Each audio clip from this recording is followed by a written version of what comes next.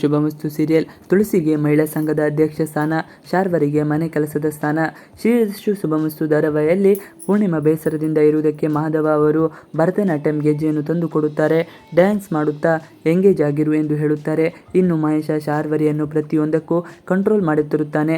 ಒಡವೆನ್ನೆಲ್ಲ ಬಿಚ್ಚಿ ಕೆಲಸದವಳಾಗಿ ರೆಡಿಯಾಗು, ಮನೆ ಕೆಲಸವನ್ನೆಲ್ಲ ಮಾಡು, ಅಣ್ಣ ಅತ್ತಿಗೆಯ ಸೇವೆಯನ್ನು ತಪ್ಪದೆ ಮಾಡಬೇಕು ಎಂದು ತಾಕೀತು ಮಾಡುತ್ತಾನೆ. ಶಾರ್ವರಿಗೆ ಬೇರೆ ದಾರಿ ಕಾಣದೆ ಮಹೇಶ ಹೇಳಿದಂತೆ ನಡೆದುಕೊಳ್ಳುತ್ತಿರುತ್ತಾಳೆ. ತುಳಸಿ ಈಗ ಮಹಿಳಾ ಸಮಾಜಕ್ಕೆ ಅಧ್ಯಕ್ಷ. ಶಾರ್ವರಿ ಮನೆ ಕೆಲಸ ಮಾಡುವುದಕ್ಕೆ ನೋಡಿ ಮನೆಯವರೆಲ್ಲ ಶಾಕ್ ಆಗುತ್ತಾರೆ. ಮಹೇಶ ಹರಕೆ ಹೊತ್ತಿದ್ದಾಳೆ, ಅದಕ್ಕೆ ಹೀಗೆ ಮನೆ ಕೆಲಸ ಮಾಡುತ್ತಿದ್ದಾಳೆ ಎಂದು ರೇಗಿಸುತ್ತಾರೆ. ಶಾರ್ವರಿಗೆ ಏನು ಮಾತನಾಡಲಾಗದೆ ಒದ್ದಾಡುತ್ತಿದ್ದಾಳೆ. ದೀಪಿಕಾಳಿಗೆ ಎಲ್ಲೋ ಸುಟ್ಟು ವಾಸನೆ ಬರುತ್ತದೆ. ಶಾರ್ವರಿ ಅತ್ತೆ ಹೀಗೆಲ್ಲ ಮಾಡುತ್ತಿರುವುದಕ್ಕೆ ಬಲವಾದ ಕಾರಣವೊಂದು ಇರಬೇಕು ಎಂದು ಗೆಸ್ ಮಾಡುತ್ತಾಳೆ. ಆದರೆ ಯಾವುದು ಎಂಬುದು ಗೊತ್ತಾಗಿರುವುದಿಲ್ಲ.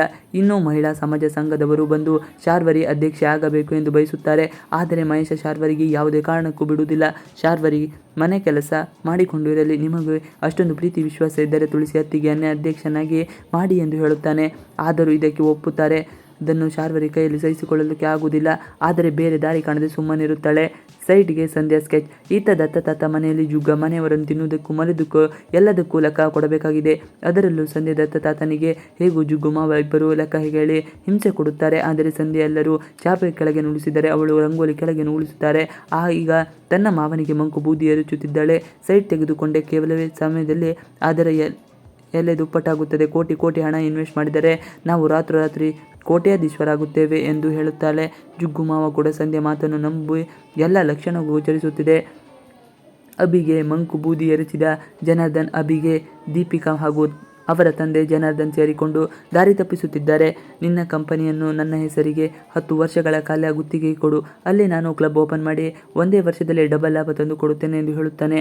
ಅಭಿಗೆ ಮನೆಯವರ ವಿರುದ್ಧ ಕಟ್ಟಿಕೊಂಡು ಅಲ್ಲಿ ಕ್ಲಬ್ ಓಪನ್ ಮಾಡಲು ಇಷ್ಟವಿರುವುದಿಲ್ಲ. ಆದರೆ ದೀಪಿಕಾ ಮಾತನ್ನು ನಂಬಿ ದಾರಿ ತಪ್ಪುತ್ತಾನೆ ಎಂಬುದನ್ನು ಕಾದು ನೋಡಬೇಕು. ಶಾರ್ವರಿಗೆ ಮಹೇಶನ ಕಾಟ ಹೆಚ್ಚಾಯಿತು. ಮಾಧವ್ಗೆ ದೆಹಲಿ ಕಂಪನಿಯಿಂದ ಫೋನ್ ಬರುತ್ತದೆ. ಮ್ಯಾನೇಜರ್ಗೆ ಸುಸೈಡ್ ಮಾಡಿಕೊಂಡಿದ್ದಾರೆ ಎಂದು ಹೇಳಲಾಗುತ್ತದೆ. ಇದಕ್ಕಾಗಿ ಮಾಧವ್ ತಕ್ಷಣವೇ ದೆಹಲಿಗೆ ಹೊರಡಲು ಮುಂದಾಗುತ್ತಾನೆ. ಶಾರ್ವರಿ ತನ್ನ ಬಗ್ಗೆ ಸತ್ಯ ಹೇಳಲು ಇನ್ನೂ ಸಮಯ ಸಿಕ್ತು ಎಂದುಕೊಳ್ಳುತ್ತಾಳೆ. ಆದರೆ ಮಹೇಶ್ ಅಣ್ಣ ಮನೆಯಿಂದ ಹೊರಡುವ ಮುನ್ನವೇ ನೀನು ಸತ್ಯ ಹೇಳಬೇಕು, ನಿನಗೆ ಬೇರೆ ದಾರಿ ಇಲ್ಲ ಎಂದು ಖಡಕ್ ವಾರ್ನಿಂಗ್ ಕೊಟ್ಟಿದ್ದಾನೆ. ಇವಿಷ್ಟು ಇವತ್ತಿನ ವಿಡಿಯೋ. ಈ ವಿಡಿಯೋ ಇಷ್ಟ ಆದರೆ please like, share and subscribe ಮಾಡಿ. ನೀವಿನ್ನು ನಮ್ಮ ಯೂಟ್ಯೂಬ್ ಚಾನಲ್ಗೆ ಸಬ್ಸ್ಕ್ರೈಬ್ ಆಗಿಲ್ಲ ಅಂದರೆ ಬೇಗ ಸಬ್ಸ್ಕ್ರೈಬ್ ಮಾಡ್ಕೊಳ್ಳಿ. ನಾವು ಹಾಕುವಂಥ ಎಲ್ಲ ವಿಡಿಯೋಗಳು ನಿಮಗೆ ನೋಟಿಫಿಕೇಶನ್ ಮುಖಾಂತರ ದೊರೆಯುತ್ತದೆ. Thanks for watching video. Please like, share and subscribe our channel for more videos.